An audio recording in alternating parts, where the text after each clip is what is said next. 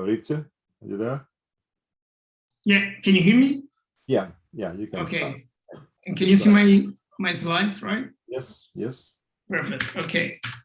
Okay. Hi everyone. I'm Fabrizio Ventola from TU Darmstadt, and today I'm going to introduce our work titled Generative Clausal Networks, Relational Decision Trees as Probabilistic Circuits. And this is joint work with Devendra, Dhami, and Kersting. So we know in many real-world applications, the IID assumption does not hold, and it's essential to capture the interaction between instances. And we know that probabilistic circuits are tractable and powerful probabilistic generative models. So we introduced the first connection between relational real models, specifically relational decision trees, and probabilistic circuits. We make use of deep probabilistic circuits for hybrid domains to equip a relational real model with a free joint distribution over the class and how often the rules fire. In this way, we can learn an accurate probabilistic classifier that can answer a wide range of probabilistic queries on relational data while being robust to missing data, out-of-domain data, and partial counts. We also show that our method generalizes to different distributions, outperforming strong baselines such as deep neural networks and boosted Markov logic networks. Moreover, we have informative model interpretation thanks to the clear probabilistic semantics of probabilistic circuits. So what are the main motivations of our work? Statistical relational models aim to overcome the rigidity of first-order learners like tilde, but inference is generally intractable. And the recent interpretation of decision trees as generative models has paved the way for the application of methods designed for decision trees to tractable probabilistic circuits and vice versa.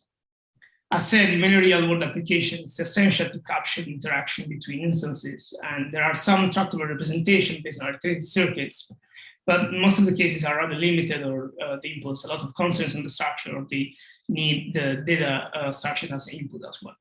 So by revisiting relational decision trees and principal propositionalization, we introduced GCLNs to overcome some of the statistical relational models limitation. GCLN is a tractable generative model and a powerful discriminator. So this is the overview of our framework. On the left, we have a first-order rule learner, tilde in our case. Then we learn the rule, we run our propositionalization, we count how many times the rule fires, and based on these counts, we learn a joint distribution over these counts, thanks to a probabilistic circuits on the right.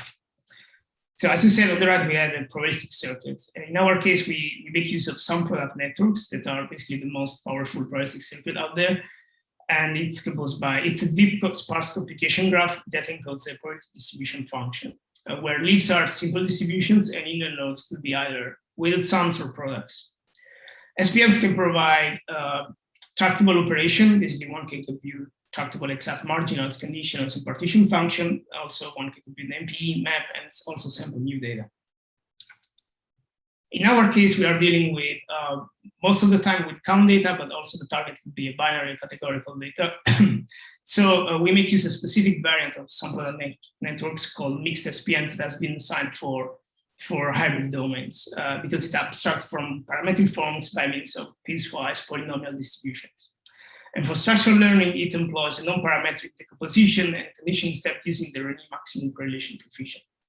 Since when we learn the prob nodes, we basically most of the time compute the statistically independent test among count data, so among Poisson distribution, we make use of the independence test that's specifically designed for it and take it from Poisson SPNs. We can also extend the nice probabilistic, the clear probabilistic semantics of a probabilistic circuits toward the relational domain as well. We know that dealing with missing data is crucial in machine learning and data science. There will be maybe obtaining a value for a specific feature could be costly. There could be fairness or privacy issues. There could be privileged features at training time.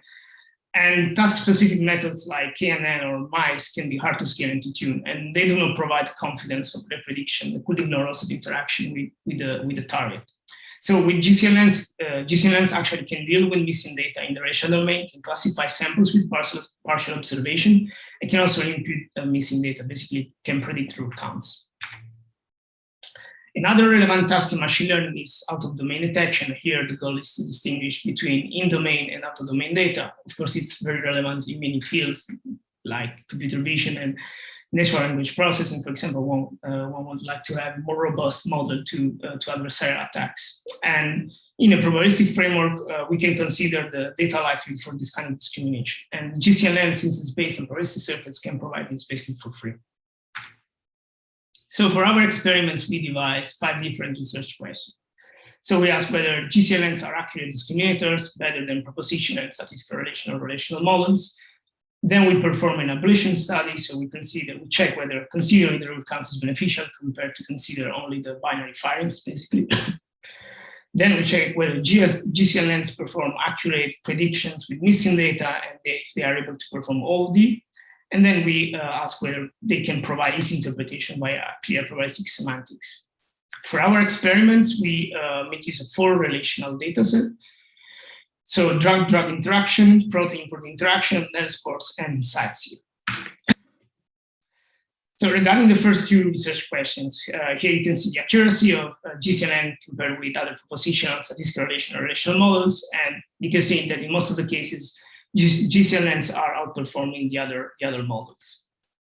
And moreover, regarding our abolition study, you can see GCLNP, that is the GCLN that takes into account the root firings count instead of just the binary count, where that is denoted by GCLNP.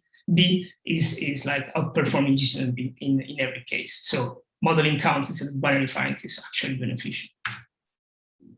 Regarding prediction with missing data, we took a percentage of features and we removed at random, and then we compute the accuracy. And as you can see here, GCLNs can perform accurate classification also when a considerable amount of data is actually missing. For missing data imputation, we compared GCLN with mice, it's basically state-of-the-art, and KNN, that's used in practice a lot. In the table, you can see the mean square error, so the lower the better. And also here, GCLN are quite competitive with state-of-the-art stat-specific methods like mice for missing data imputation.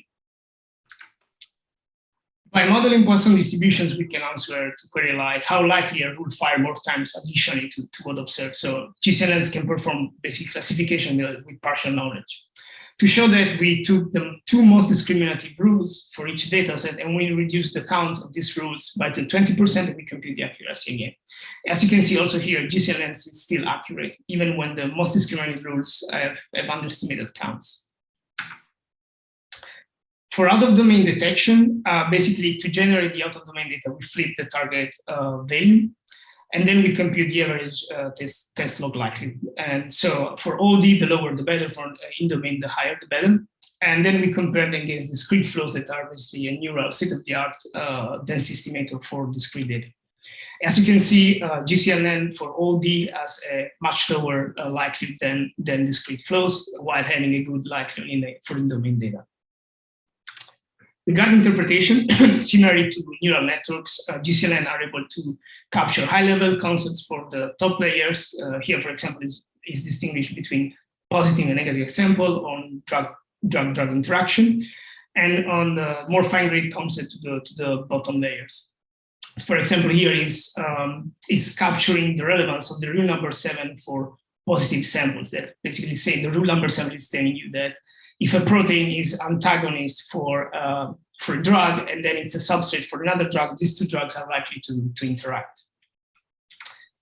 To conclude, we introduced GCLNs and drawn a connection from relational models to tractable probabilistic models with a clear probabilistic semantics. GCLNs can act as deep tractable generative model and accurate discriminators that are robust to missing data and partially observed data, and they can also perform tractable OOD and can input missing data. Future works can extend GCLNs to open world domain, and encoding relational domain as probabilistic circuits, thereby providing sort of tractability could be also an interesting direction to pursue. Thanks for your attention.